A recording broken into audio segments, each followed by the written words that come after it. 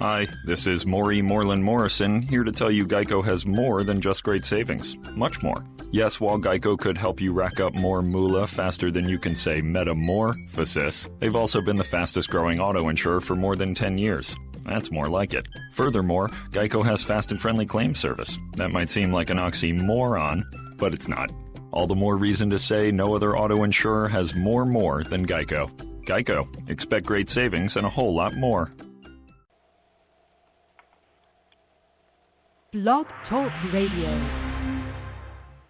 Best-selling and award-winning author of true crime and crime fiction, Yvonne Mason is back with a brand new book, The Pink Canary, a book that delves into the life of a drag queen and a marvelous whodunit. You can find this and all of Yvonne's other works on Amazon.com or find Yvonne Mason on Facebook and Twitter. You're gonna kill me. Buy your copy of Pink Canary now. Yes.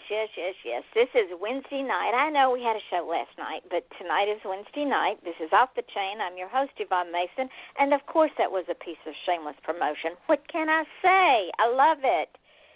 And if you need a good ad, and everybody that is in this business, I'm telling you, everybody that is in this business needs a good ad person because an ad will make or break a product.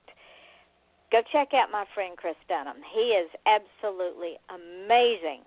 He's done all of my ads. He also has his own radio show, and he will be happy to do an ad for you to put on that show. He'll be happy to get you to sponsor some of his shows. You won't regret it, I'm telling you. So, yes, check out The Pink Canary. It's a comedy whodunit, and if you love drag queens and you love Key West, you'll love this hysterically funny book. Someday I'll tell you the story behind it. But tonight, it's all about my friend Jennifer Dawn with Forbidden Tears Productions. She does films, radio show, publishing house, and it's all in Waldron, Arkansas.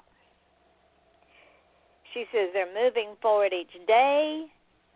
She also has her own radio show too, and I don't know. She's an author. She does film. She just released film and documentaries. This woman she's got more energy than I do, and I got a lot. So, without further ado, hello, my friend. How are you? Hello. And I got to tell you, that voice for the Pink Canary, I love that voice. Isn't he funny? He is so great. It made me want, I'm going to buy that book. Oh, honey, do yourself a favor, though. You cannot read it until you go pee first. And then be careful drinking or eating while imbibing in the book because you don't want to get the book dirty or wet because you'll be laughing so hard you won't be able to eat or drink. I have just got to have that book. And his voice is amazing. I tell you what, that's the kind of voice that can make any woman's hair on the back of her neck just stand up and make them want him. I'm telling you, the man is he is one of my best friends. Never met him in person. I've known him for 9 years.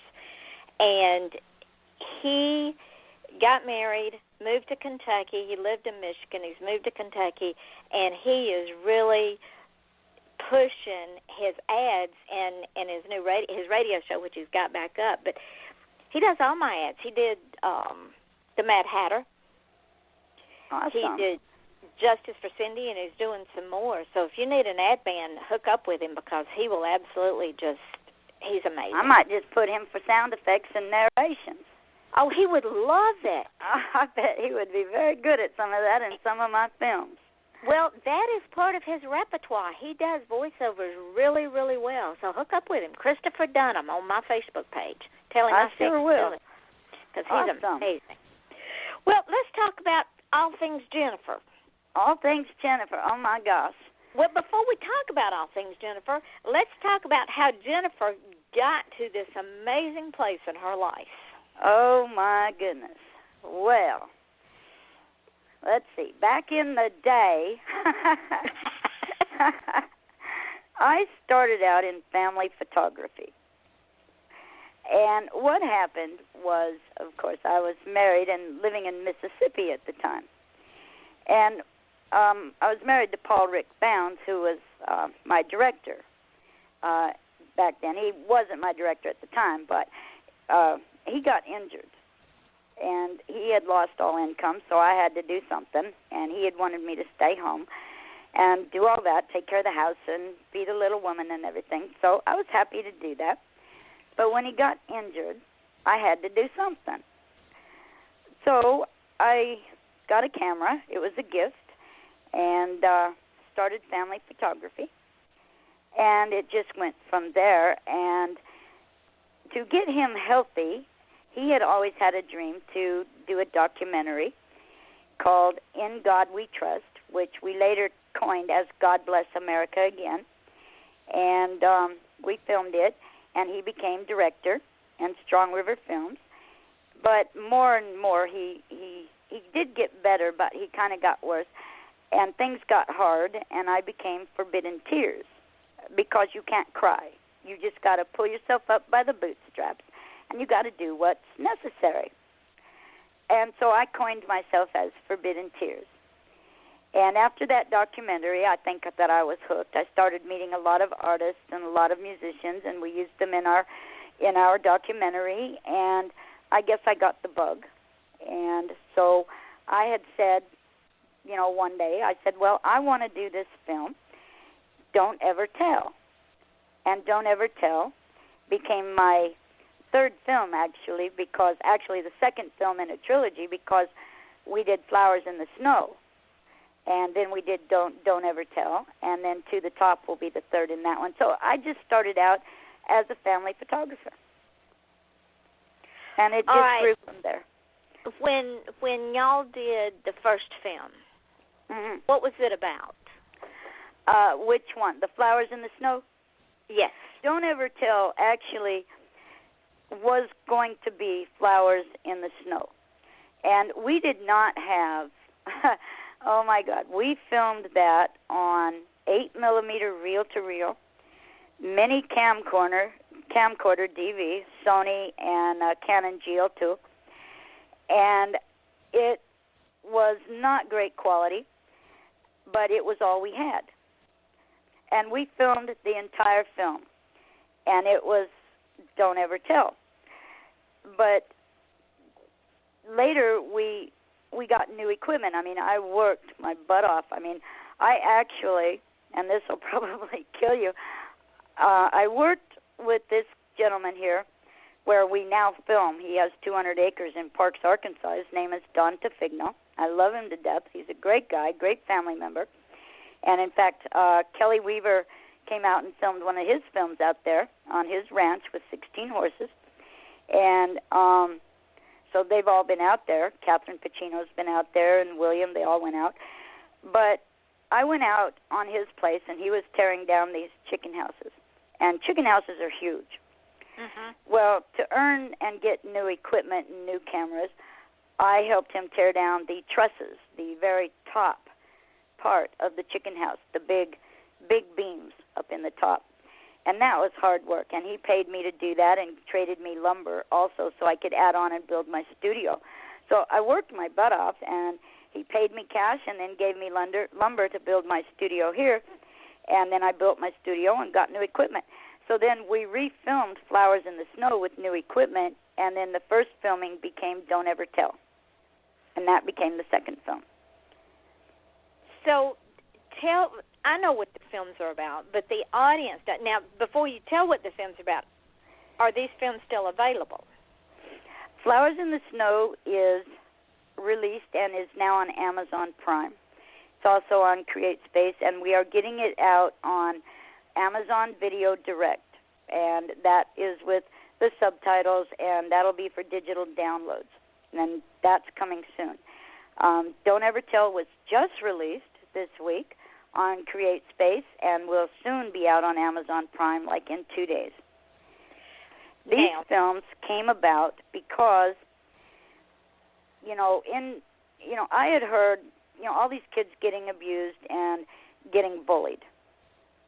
And I had always wanted to do a film that focused on that and called attention to the victims and brought awareness to the parents, to the schools, and helped the victims to overcome.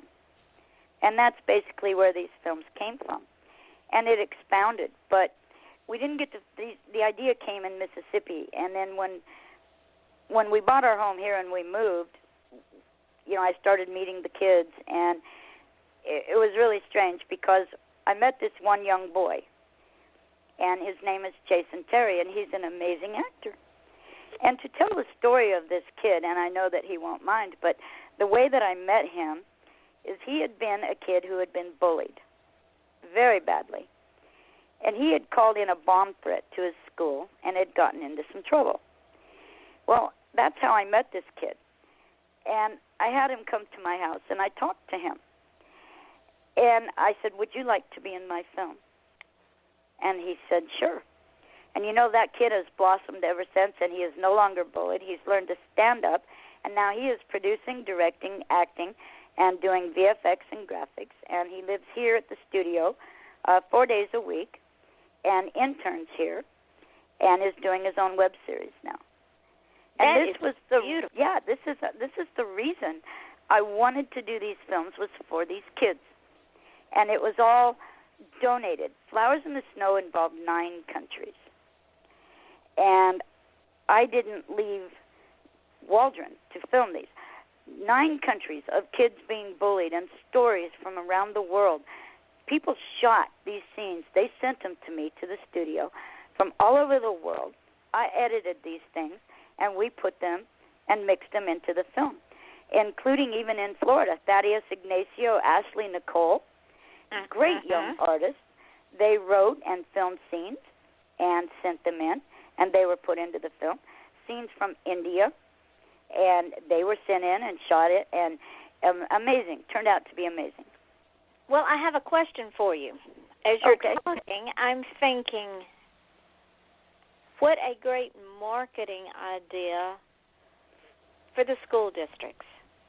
Yes, and we actually, and now that they're coming out and they've all been tweaked and edited and everything like that, we are actually getting them to the libraries and to the schools and to teachers and getting them out there, as well as the public is picking them up like crazy.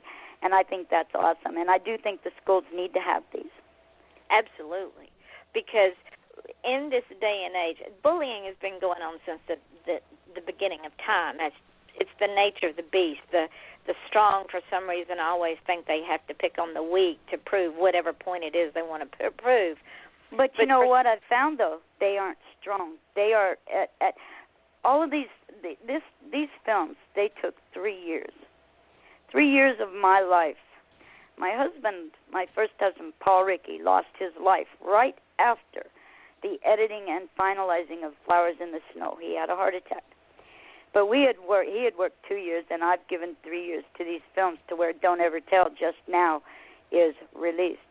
And what I've found through all these kids and the heartache that you go through and working with these kids, the bullies are hurting too. Yes, you're right. And maybe that's the only way they have to cope. Because they've been bullied or abused or mistreated in the only way. Yeah, and the only way they know how to work through that, instead of being a positive influence in their own life, they've got to take it out on someone else because of the anger. I think so.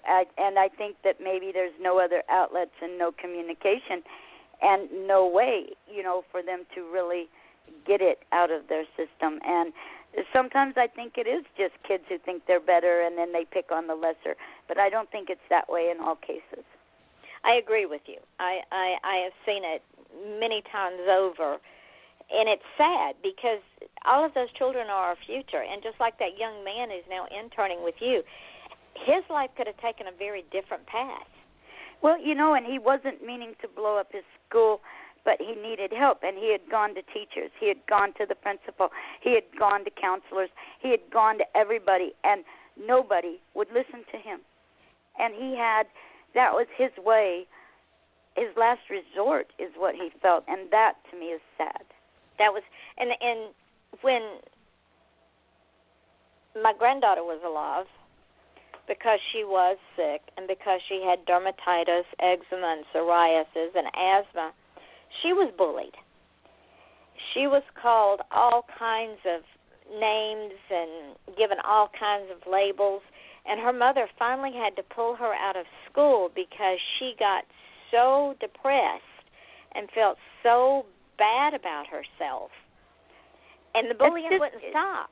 It's not right, and teachers don't want to get involved. They don't want to step in. And it's not like back when we were kids and we could just, put our fists up and beat the crap out of them. Well, yeah, we could take it out in the street and knock each other out and move on about our business. Yeah.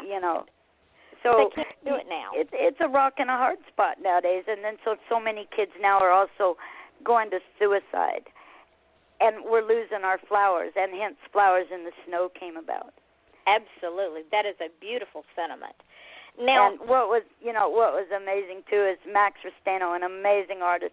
He wrote an original song called Flowers in the Snow, and it's an awesome song, and every musician that came on board for this film, the soundtrack is out of this world. They all donated their time, their talent, and they wrote original scores for this film. You're giving me chill bumps. And you know what? The actors, everybody donated to this film. James Brunhuber, Sr., he flew out on his own dime and came out and acted in the film. Todd Fisher, so many.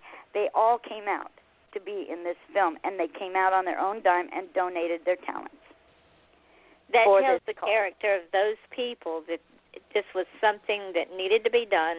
They believed in the project, and they were willing to make personal and monetary sacrifices to make the project happen. They sure did, and it was amazing to work with each and everybody and every country that came on board, even Italy. Ariana Borelli, who, she does a voice, a narrative in the film, and, so I've never met her in person or never, but her little voice is on the film, and all these kids from all over the world who were bullied, who came together to be a part of this film.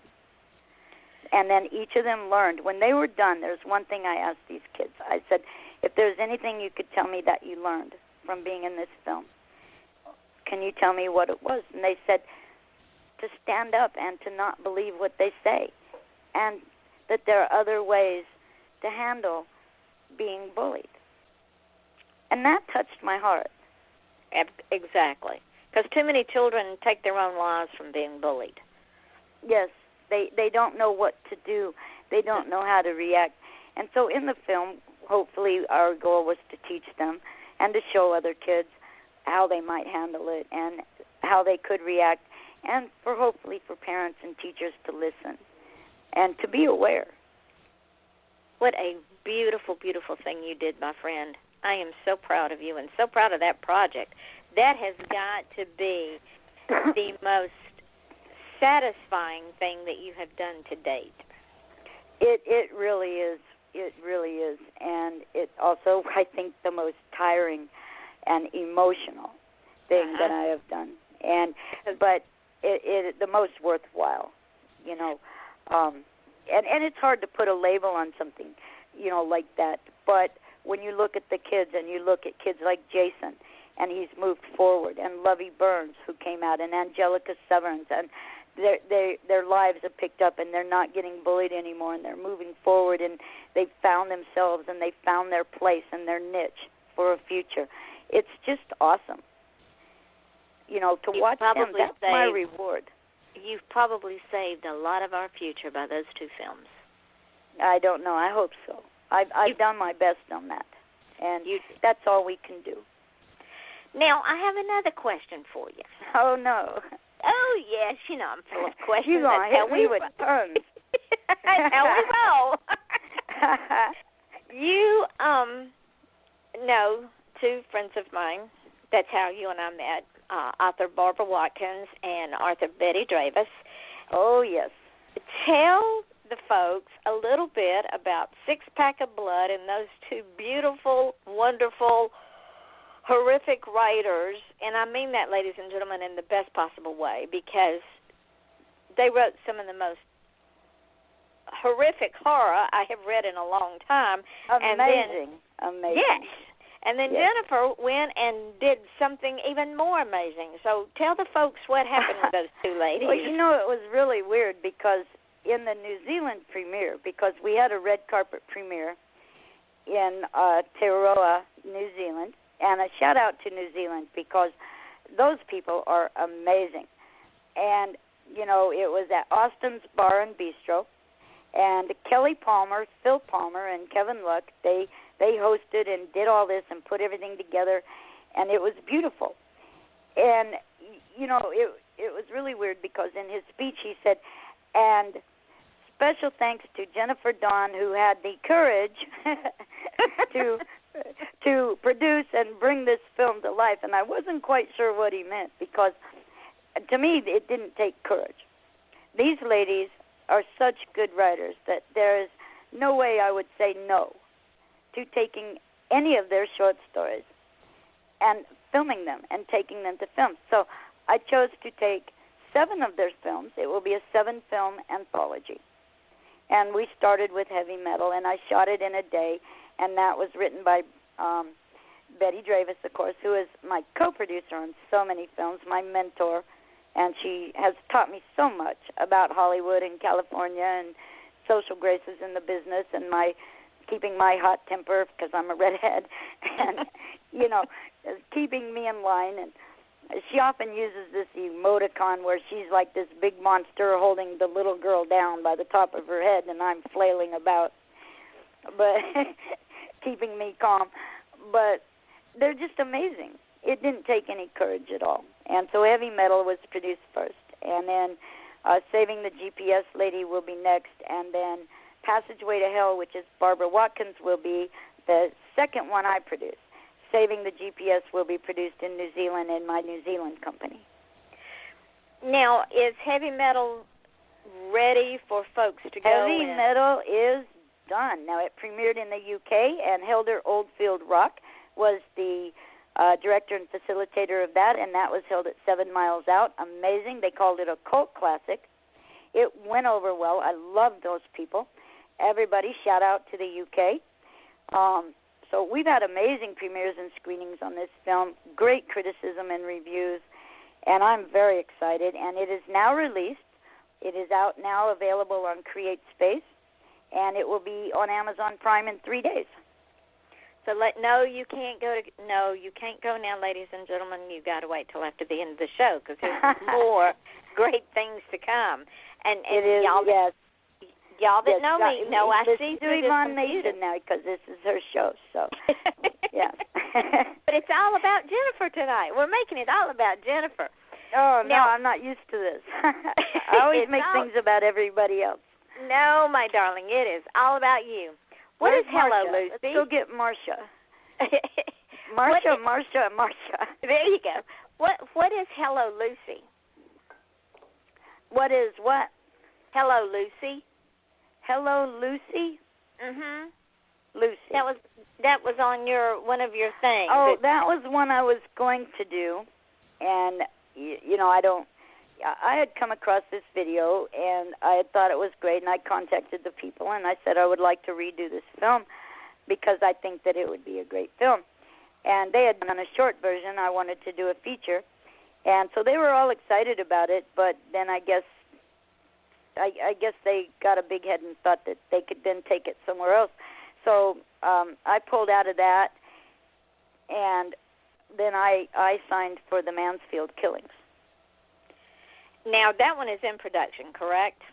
That one is in development right now, and I brought on Mario Prado, and, of course, whose father produced, like, Planet of the Apes and a lot of those films that we watch today. And Mario Prado is amazing. And so I brought him on board, and we're working on that as a team, and we're getting it in development. But the Mansfield Killings is an amazing thing, and I'm very excited about it. And, of course, the Ohio Reformatory is one of the top 5 haunted prisons in the world. Sweet. So I cannot wait to get my hands on that prison and spend the night in there, by the way. Very excited about that, and that we are rewriting the script on that and adding some filler and doing some things, and that book was written by Scott Fields. And amazing writer. Tell the folks a little bit about the storyline. The storyline is based on one of the most notorious killing sprees in Ohio's history. It's based on a true story, and the killings happened in Mansfield, Ohio, but the killing spree started in Columbus. And based on 2 ex-convicts, and they go on a killing spree. And it's called the Mansfield Killings. And it's with, 2 ex-convicts. And I don't know why. I guess they just didn't want to work, and so they decided they're going to do things and kill people. And it ends up in Mansfield, and they kill a husband, his wife, and his daughter in a cornfield. But eventually they're caught and they're captured, and one is killed and one gets the electric chair. Lovely. Oh, it's going to be amazing. And the Mansfield Reformatory has such a history. They have taken the electric chair out of there and put it in Columbus. But when talking to the Reformatory, they're going to bring that electric chair back for me out of the museum, and they're going to put it in the prison for me, and I'm going to film that scene in the prison. Well done. Yes. I'm very excited about getting my hands in on this film as soon as development and we get pre-production and everything done. This is one thing that just really has me excited, is the Mansfield Killings, almost as much as heavy metal. I mean, and I got to tell you, heavy metal, I got to say, to date, is probably my best film because I shot it in a day. Now, if you got to choose a film, okay, I got several, because The Other Side of the Rainbow and To the Top are still yet to come out. And I love The Other Side of the Rainbow. To the Top is amazing, 43 countries. All people who donated to that film as well. And, heavy metal, Catherine Pacino flew out on her own dime. William Lashbrook flew out. Jimmy Sean D., he scored the film, musician, awesome. He came out on his own dime. People come out. They want to be in my films. I love working with them. I respect them. We give them hotel. We give them food. We give them transportation. It's amazing. We have a great time. And heavy metal, it was shot in a day. It's an amazing film. Great actors, great people. Linda Salvin, Florida came down. It's amazing. Down. And then Rainbow, The Other Side of the Rainbow, Curtis Frost came from Canada on his own dime to be in that film. And it was amazing working with him. And James Brunhuber came down again on his own dime to be a bad guy in that film. And then we got the police department, Chief David Millard, Waldron Police, Michael Collette, Sergeant Stephen Morton. I get sirens. I get lights. I get speed chases. I get live ammo. I get real guns. I get ambulance and all the equipment. And I get the EMTs, Christy Hadabod, Danny Jones. And they're in my films, and you don't have to give these guys a script. They already know what to do. It's their job. And I love it. And it's amazing. And then it's like when I say, okay, I need you to take this guy down, and, he's going to fight you, and then put cuffs on him and then arrest him. And they're like, oh, we got to take somebody down today. And they're like having a ball, Or we get a shooting victim, like when Catherine Pacino was out there on Rainbow, because Kat was in, she's an amazing actress, by the way. She was in heavy metal, but she was also in The Other Side of the Rainbow in a lead role as EMT with Christy Hadabod. And, of course, our guys get shot, and there's a gut shot, and that's Phil Palmer. So she's holding the wound and everything, and Christy, they're getting the gurney, and they got blood everywhere. The ambulance gets all dirty, and they put the gauze. They do everything just like it's real. They put the neck brace. They do everything on them, and it's a riot.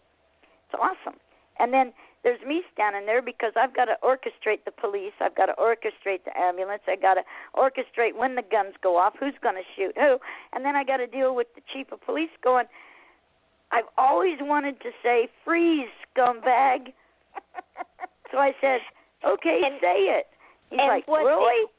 What my listeners don't realize is the people in your town also are in your films. The police chief, the yes. ambulance people, the EMTs, the real cops. They're in your films as well, which is amazing. That's right. And I'm like, well, I need sirens from here. All right, you're going to shoot the guy, but you got to shoot at the log, and then we're going to, put you back over here, and then, because you can't really shoot at the guy, so it's like, and then Phil, he wouldn't scream right, so I said, do I really have to get him to shoot you to get you to scream? He looks at me, and he's like, you wouldn't do that, would you? Because, of course, Phil's from New Zealand. I'm like, no, I wouldn't do that. I said, so scream already so I don't have to. So he did scream. He did a good job after that.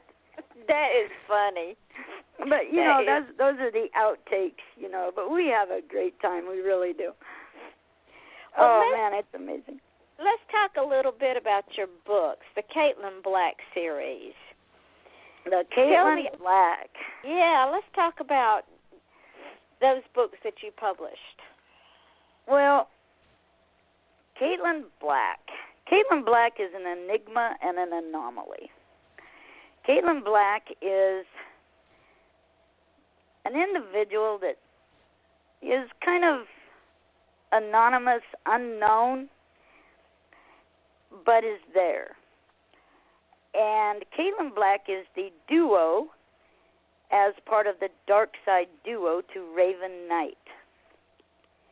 And Raven Knight, of course, is the counterpart of Caitlin Black. And Raven Knight, of course, was Paul R. Bounds, who passed away in 2015. And it was Raven Knight and Caitlin Black, and they were known as the Dark Side duo of film and authors. And so Caitlin Black wrote Jennifer's Journeys, which is, of course, my journeys. And she wrote book 1. And then also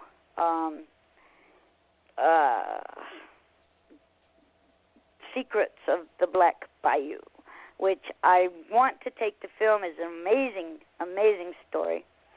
And I may someday, or I really want another production company to produce that. I've got a trailer out on it. Vampires, werewolves, lichens, mystery, magical powers, the Deep South, Louisiana Bayou, and things like that. And then me, I wrote Jennifer, Dawn Anderson. I wrote can't even think of that. I think I'm really a better producer than an author. I really do. I mean, I started out, I got to tell you, and I met Emarancia Parnell Gilbert, and she became my agent. And she, amazing. And so that was One Special Christmas was my first book. And based in the 1920s. And it's this little story that I had and about this kid who lives in the 1920s and very lucrative, very rich, but then something happens and he has to find a way to bring his father back to his mother for one special Christmas. And he does that. But first they fall out of this lucrative life and they end up in poverty, and he takes on becoming a paper boy, and he has to become the head of house.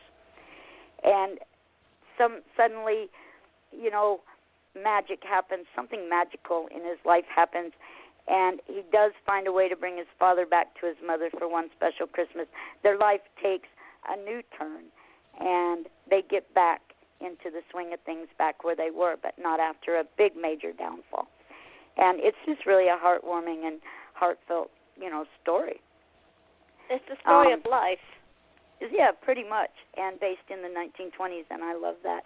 I think it would make a good short film, actually, even though it is, pretty much a novel. But it would make a good Hallmark film. It might, yeah, sure, yeah, it might. I think so. But, so those are my books. I've written 3 books. I've started a couple others, but, I've been doing film and production and of course, my passion now lies in producing and directing. I love being hands-on the camera and behind and shooting films. And, you know, once I see these actors come to life, I mean, you can watch these actors come on set and they'll be all goofy and everything else, and they've got their outtakes. But when you say action, all of a sudden, these actors and actresses, you see the seriousness, and you see all of a sudden their personal being is gone, and the character they are portraying is alive in front of you on your set, and you watch the magic happen, and I love that. And that's what makes my husband and I watch a lot of film, and one of the complaints that we had with some of these younger actors is they did not have the ability to say an entire emotion or speak an entire sentence with just their facial expressions. The older... Yes, good point. They've got to learn that, though. It has to be taught. But, see, here in Waldron, there are no drama classes. And another great actor I've got to mention is William Lashbrook. And I was criticized by my executive producer at one point for a certain scene I was putting in heavy metal. And he didn't understand. He goes, are you wanting a film where you are talking to the camera, or are you wanting a film where the audience is watching the film? You know, where your actor is talking to the camera or the audience is watching the movie. But I had to tell you, and even with my editors, we both agreed that it was so powerful when William Lashbrook came on as Johnny the Cleaner. And in that one moment where he says what he does, and there's that pause, and he looks at the camera and directly at the people, your heart just wants to jump. It really catches you, and that is because he was a stage actor. He did theater. He has the emotions. He has the facial expressions. He has that big, powerful stance, that embodiment. Presence. Yes, presence. Very good. There, see, you do my job. Presence. You're right. Good. And you're right. And so I try to teach that to these kids when they're here. When every kid that's on my set learns, and we go through, they learn to fall, they learn to take a blow, they learn to, whatever their scenes involved, we go through the safeties, we teach them. Because I'm a tough producer. I'm known as a hardline producer and a tough director. I'll do 25, 30 takes. Lovey Burns, I needed her to cry. She could not cry. We must have done it 50 times. And I would push, and I would push. And finally, real tears came. And she just bowled it over. And James Brunhuber Sr., he goes, oh, my God, I just got to hug her. And the whole audience just wants to hug her because I taught her how to bring it out.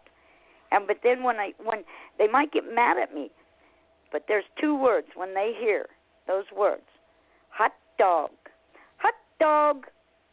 They smile, and they know they nailed it. And that's what a lot of sadly, a lot of the newer actors in that craft are lacking, is that ability to have stage presence. The Vincent Prices of the world, the Lon Chaneys of the world, I could go on and on, because they were Shakespearean actors. Boris Karloff. Karloff. Yes, and, I was told it's heavy metal by E.M.C. Glover. Glover's own DL Pictures edited it. And when they were watching William Lashbrook, he said, this is Twilight. We got to keep it. This is Twilight Zone. This is genius. And I was like, well, I know. I had to keep it.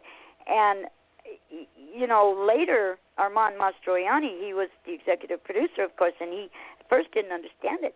And later he came around. He goes, I watched it. And I didn't understand, and then I watched it again, and then I understood what you were doing, and it made perfect sense. You were creating ambience.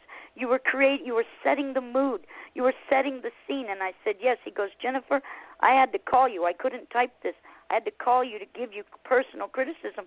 You don't see that done in film anymore. You did awesome. Because what you did, that was amazing to hear from him. He's a great producer in Hollywood.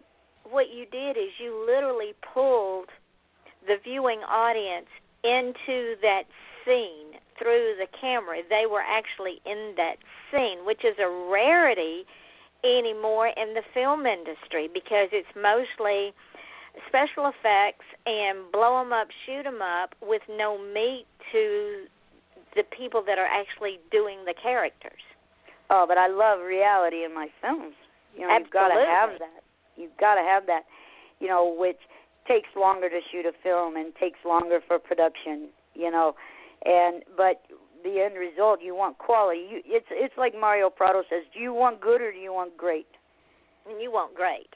I want great, you know. And that segues me into something that is near and dear to your heart, which is going to take a bite out of what my husband and I call a wooden actor. And we've seen it time and time again in some of these shows we watch. But you have something that you are so passionate about that you're going to take that out of those children and young people and young actors coming up that want that craft. Tell the audience what it is. I'm not really sure. It's your theater, my friend. Oh, my theater, yes, because they will learn so much there. And that's one thing. One reason is because I saw in these kids, not all of them, but many of these kids are wanting to move forward. And without having drama classes, and what I've seen in Jason Terry and Robbie Riddle, and even a couple others now, because Robbie's producing and directing now and doing his own web series called Redbud. And he's an amazing kid. But they want theater. And the police chief, David Millard, one day on set, he told me, said, you know, we were talking, and he said, I've always had a dream to teach acting. And I said, really? He said, yeah, but not film. I said, oh, you want to teach stage, theater? He said, yeah. And I said, well, maybe one day you can do that. He goes, well, I don't know. So, and I wanted to start a theater 2 years ago. But when he told me this, you know, and so I've worked towards this very hard. And then one day the mayor came to me and he said, I think I've got a building for you. And so we worked it out, and I paid and everything. And, you know, it was part of a donate, but they needed some back. But it was for the community. And I was like, you know, we can do this. So I started a community theater, and I reached out to the community, and Christy Haddabaugh, she suggested the name Alley Cat Community Theater of Waldron. So we named it that, trying to get the community all involved and everybody have a little part. So now David Millard can have his dream. He's going to teach acting. We can put on productions. We can have Film Fest. We can bring in local bands, debut. They can have a chance for their music to get out there. We can bring in other bands, concert fests, music fests. And I have the Believe in Your Dreams and Fly film festivals. Now they can come and get their awards if they want to, instead of having them mailed to them. And we can do award ceremonies. We can have dances for kids and karaoke nights for the community, and just something there for a small town. And that is very passionate to me, yes. I really wanted to do this for so many reasons and for so many kids and for so many people, and to really let them hone their skills. And then somebody said, what about dance? Well, dance theater, sure, why not? Wouldn't that be great? It would be perfect, because yes. Dance can segue into acting. Yes. Well, and you can have musicals. Absolutely. You know, opera. Why not? Yeah. It's limitless. The sky is absolutely limitless. The limit as to what you can do in that little community by getting everybody involved. And before you know it, you got people falling all over themselves and wanting to come play at your Alley Cat Theater. Well, I'm hoping so. And now I do know we have film production companies that want to come out and shoot, because it's also a great place where you can set and you can build and tear down and create sets and shoot in there. And it's got back areas and whatnot. And then, of course, we have the studio here, and then the 200 acres, and then another 16 acres out in another area of Waldron with horses on it and barns and different things too. So production companies are wanting to come out and shoot films and use our studios as well. So there's so much at FTP, plus you get the Arkansas, tax cuts, if you file for them and everything right. But it is limitless, and I'm just excited about how FTP is growing and how everything is going along. And Carmine Cardona, he'll be coming out because I've now been attached to, I just got the T-shirt. I should remember what I'm attached to. Deadly Affections. And that's with Fun Pictures. So he's going to come out, and they're going to shoot that with my crew and on my studios, and we're going to handle that and everything, and he's got his directors and stuff coming out. So we're going to shoot that out here, and I'm looking forward to that. That'll be in July. Now, there's a major announcement. You have a major announcement before we run out of time.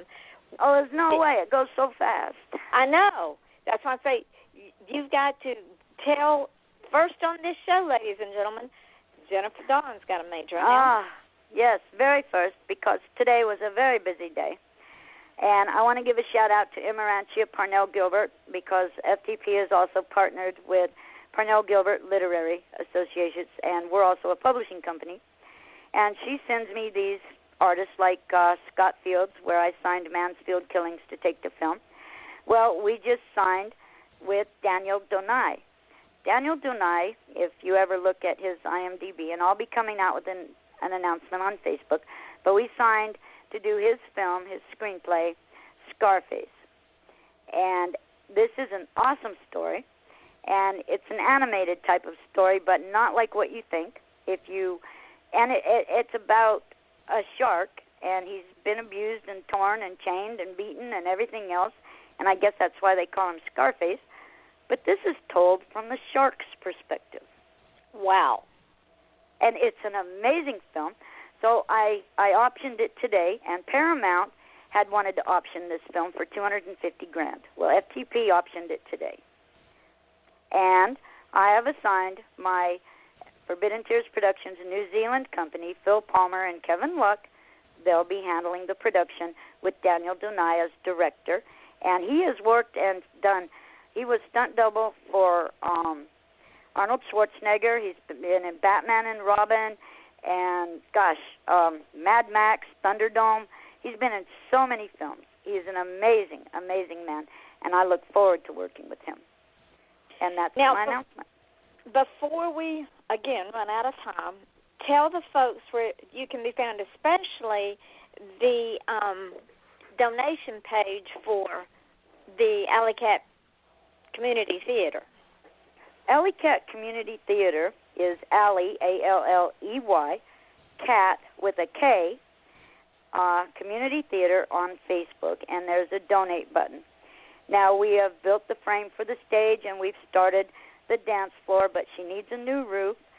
She needs heating, a new heater. She needs central put in, and we are taking donations and assistance for this because we really need help in getting her done. And we're about to lay the plywood and whatnot, hopefully this weekend.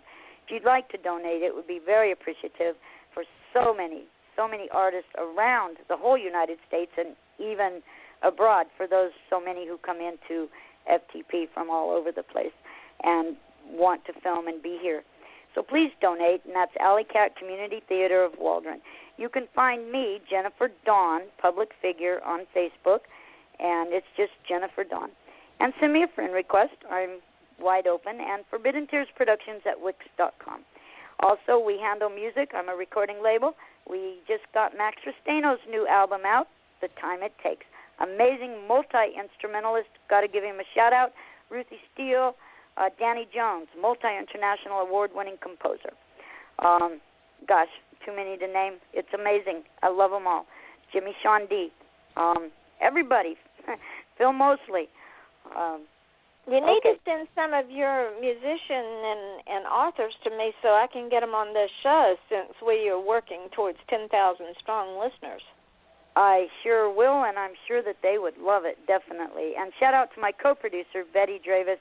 She has been co-producer, so important to me on so many things. I love her to death. And Barbara Watkins, keep your pants on, baby. We're going to be working soon. Now, let me ask you this, darling, because you, like me, we're dreamers. And in being dreamers, we don't wait for that dream to come to us. We take it. Oh, we go get it. We go get it. And we own it. We own it, yeah. So this is what I try to ask just about everyone that comes on the show. If someone comes to you and they say, well, you know, I've had this thought in my head for a while. I kind of wanted to do this. I kind of wanted to do that. But I'm just too busy, or I've got these little young'uns running around, or I got this, or I got that, or I got something else, and I can't do it. So I don't know how you do it. Well, you, like me, had a disabled husband. Yes. You, like me, had to find ways to make it happen for you because you, like me, wanted it more than anything else. So yes. Tell folks what you would tell someone who came to you and gives you this litany of excuses, and then they say, but I have a dream. Your mind will stop you. Your mind can think of many reasons to say no. If you want something, you have to believe it, see it, do it, and get it. And that is a mindset. There is a philosophy there. And a lot of people will tell you this philosophy works. You have to see it, believe it, and then do it. And it will happen. That's how success happens. You know, you can become successful by seeing yourself as successful. If you don't feel good, dress up. Look nice. Feel better. It's the whole scenario. You know, you want to be rich, you want to be successful, look the part, feel the part, believe that you are the part, see it, act it. What I do is I say, well, fake it until you make it, because and it's kind of the way it is, because your mind is going to stop you. Your mind will give you many reasons to stop you. You're the only one who can say, I'm going to do this no matter what. And don't take no for an answer. Just do it. Nike did it, right? Exactly. In fact, I have a friend of ours that we roasted my husband to get a scholarship fund going in his name, and one of the first things that this friend of ours said, because he was my master of ceremonies, he said, look, Yvonne does not take no for an answer, so don't even bother. Just say, yes, dear, and help her get it done, because she will keep coming back until she gets the answer she wants, and it isn't no. Well, you know, I always say, and I live by this too, I don't care what the definition of normal is, and I don't care what society says it is. I am the Picasso to everybody else's Norman Rockwell. And that is my quote as of, years ago. I published that quote. That is who I am, and that is what I live by. I'm going to be out of the box, and I am going to be the Picasso to everyone else's Norman Rockwell, including in film. So be the Picasso. Be the genius. Go out there, believe in your dreams, and fly. Either be the head of the herd or be the back of the herd, but when you're in the middle of the herd, you're just like the rest of them. Well, I've never been a follower, that's for sure, and I don't know if I'm a leader, but I have another saying, don't follow me into the madness of the world, just accompany me within my own. There you go. and I think you'll be fine, because I'm dug in and I'm not doing too bad. Well, and the sad part of this entire thing is I started writing as a child, got discouraged by adults who should have known better, picked it back up in my 20s and early 30s, but I didn't publish my first work until I was 54 years old. I'm 65. You know what? Jane Kirkpatrick, she wrote The Oregon Trail. She just sold, her millionth book or 2 millionth book or something like that.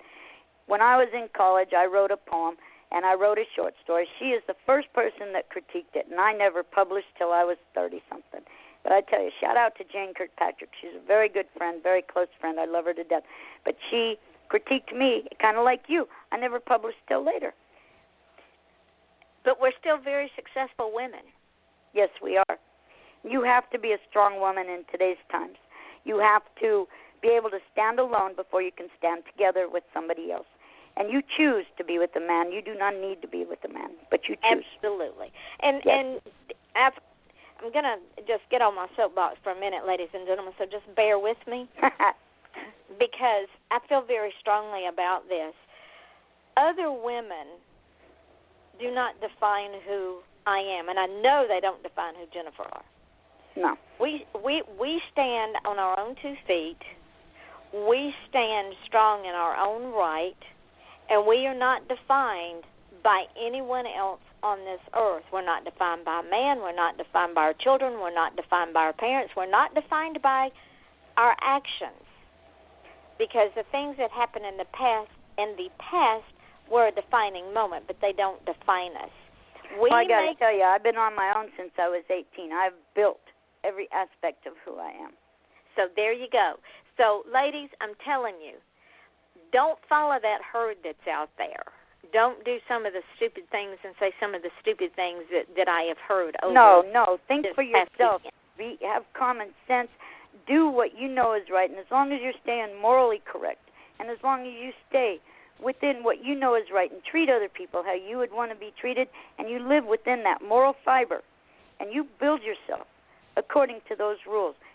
But be the Picasso and be yourself. Exactly. By all means, you're going to do fine. And you Better don't. than fine. And you don't have to mold your success compared to others. No, and all you high schoolers out there who think you want to fit in, as soon as you do, you're going to graduate, and then you're going to work your ass off to try to stand out. So why as well start learning to stand out now, and don't worry about what all those other kids say. That is a very excellent point. I'm glad you brought that up, because that is very true. They work so hard to be part of the clique, and then once they're out of high school, they either remain part of the masses, and one or two will break out and be standouts, but the rest of them get swallowed up in the masses because they work so hard to be invisible. That's right. And, they get bullied because they don't fit in. Well, good. Tell them, look, I don't want to fit in with you guys. Just leave me alone. I'm fine. Because when they graduate, you're going to be the leader. They're not. Exactly. All right? So go get them, kiddos. So tomorrow night, we have author Robert Eggleton, and that should be a very, very interesting show. I can't wait for that one. Saturday night, I'm bringing back author Gary Starta, who has released a new book. And all of these shows are at 8 o'clock, ladies and gentlemen. Friday night, we're taking the night off. I know, it's Friday night. You want to listen, but you got Tuesday night, so just wait till next week. Now, I have a little bit of information here. Those of you that know me know I run my numbers daily because I'm anal that way. I can't help it. It's an OCD thing. And as of this morning, just on Blog Talk Radio, we had 2,789 listeners just on this show. Awesome. On the other shows combined with this show, we have a total of 7,713 listeners. 7,713 listeners. Now, this show goes all over the world. It even goes to New Zealand and the UK. What I'm trying to say is the goal that I had reached for the end of the year was for 10,000 listeners. I'm going to hit that before the end of February. Shout out, girlfriend. Awesome. Congratulations. Thank you. So the object is, if you've got a dream, you let nothing stand in your way. This radio show was a 5-year dream. We started this show on July the 29th, 2016. The first show was about my deceased granddaughter. It was called The Legacy. Go back and listen to it. I sure will. I interviewed my daughter that lost her daughter. That was a tough show to do, but we did it. So what I'm saying is this. The goal was 10,000 listeners by the end of this year. We're not even out of January yet, and we're at 77-plus listeners. Wow. So what are you people waiting for? If you have a craft, if you have a mission, if you have a passion, if you have a business, if you have a platform, if you want to get on here and debate politics with me, let's do it, because you will be heard. Trust me. You will get a following. In fact, I'm going to bring Jennifer back in May, because she's got all this good stuff going on, and she's got to catch us up. So, Jennifer, thank you. Don't hang up when the show goes dark, because we're going to talk a minute in archives, and yes, it'll be heard in archives. It's kind of like your outtakes. But, okay. But I want to thank everybody. You're welcome. Thank you to all of my fans, and I don't like to say fans, but to all of the people who believe in me and who have had my back and who have stayed with FTP for so many years, who motivate and encourage. All of you know who you are. I love you to death, and I always will. Thank you. And with that, we say good night. So what's going to happen is the show will go up into archives. Okay. And once it archives, I'm going to put the link on Facebook. I'm going to tag you in it, take it and put it everywhere. Okay.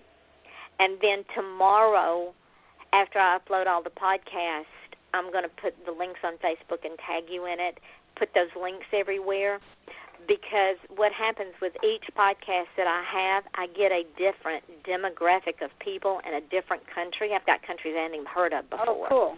Yeah. The show is on iTunes. It is on YouTube. It is on Stitcher. It is on FM.com. It is on TuneIn Radio. It is on Spreaker. It is on SoundCloud. It is on Mixcloud, and it is on Podcast.com. Well, I had a lot of fun, and I love your show. Well, thank you. I hope it went good, because you get me started, but, you get you started. We just have a ball. I think I had a lot of fun.